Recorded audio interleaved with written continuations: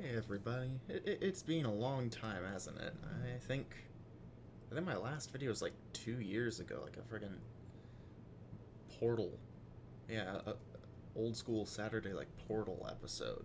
But yeah, it's been a while, and a lot has changed. I'm now going to university. I'm at the Georgia Institute of Technology. In fact, yesterday was when I had my first classes. I started doing a physics major, and as you can probably tell by the title of this video, I'm going to do a mini vlog series on it, and I hope you guys really enjoy it. Now, all I really did yesterday was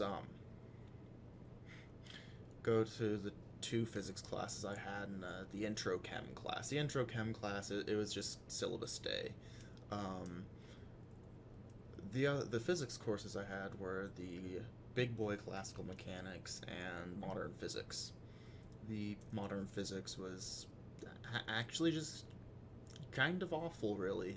The professor decided it'd be a good time to cover waves, and he every 30 seconds or so, he just stopped, apologized to the class, said that he had written the wrong thing down, erased what he had written, and wrote something entirely different. Halfway through, I had no idea what he was talking about or what the point of it was. But classical mechanics was great, actually. We did the regular syllabus day type stuff, just went through everything and made sure we knew what the course was about. We got introduced to the textbook, which I think is pretty cool.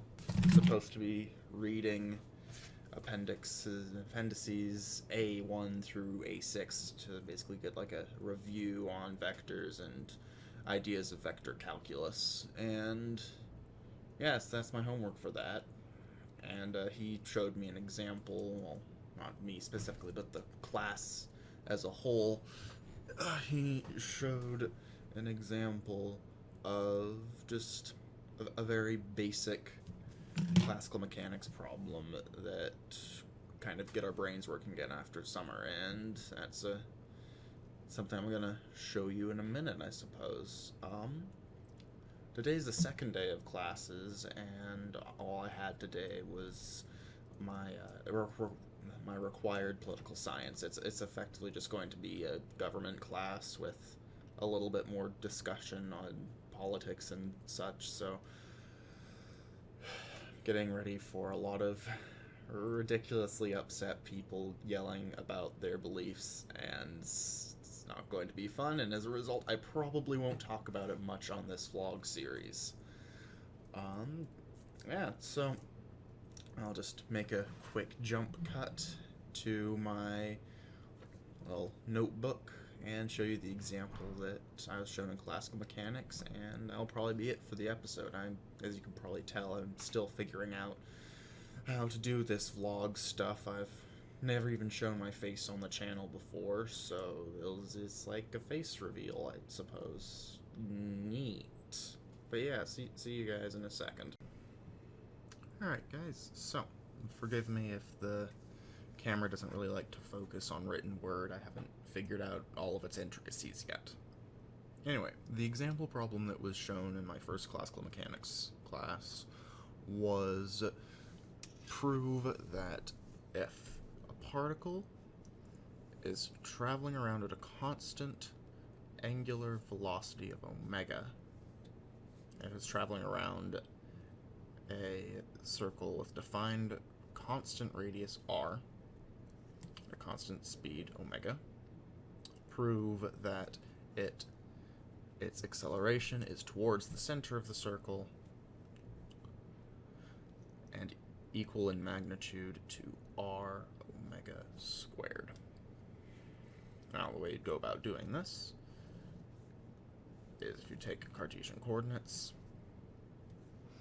and then define a position vector with magnitude r and an angle theta between it and the x-axis, we can define it as r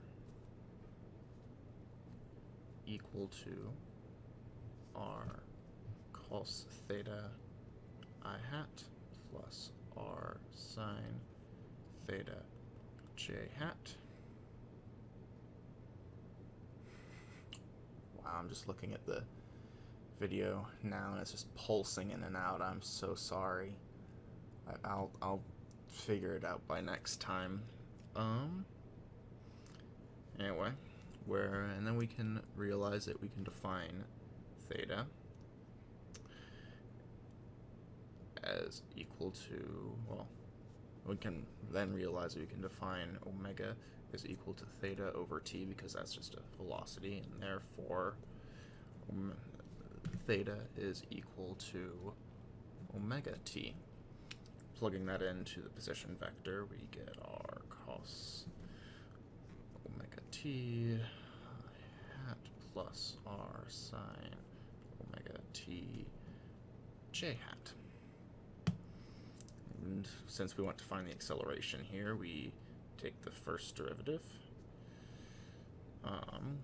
which is obviously negative r omega sine omega t j hat plus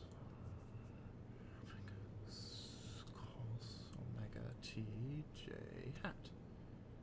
Right, and finally to find the acceleration, the second derivative is equal to, wow, that is too messy.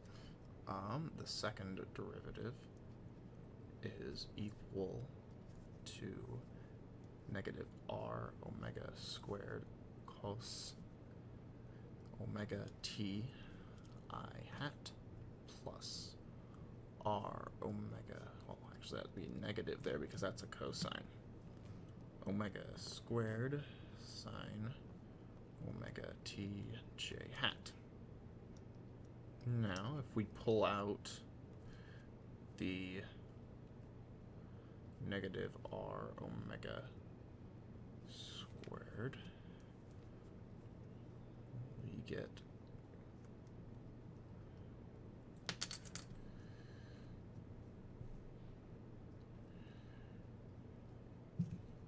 actually, if we pull out just the negative omega squared, we get the cos theta I plus r sine theta j, because we can just go in between that equivalency there, which is just equal to the original r. Now we can rewrite it as negative r omega squared, which, since the original position vector is pointing out of the origin towards the edge of the circle, and that is a negative sign denoting the direction, it means that the acceleration, r double dot, is directed towards the center of the circle, and if you take the magnitude of this value, you simply get r omega squared, which is what we were asked to prove. Now, it's not a particularly difficult problem. I actually enjoyed it. It's nice to think about that type of stuff again after a nice summer break, but yeah. So that's the video, I suppose. I don't really know what I want to accomplish here with this vlog series, but I'm gonna give it a shot, and if it works out, great. If it doesn't, I don't know, it's fun to try. So thanks guys for watching. Comment, like, subscribe, all that good stuff. I'll try to actually give you guys more content at some point. Have a great day, and goodbye.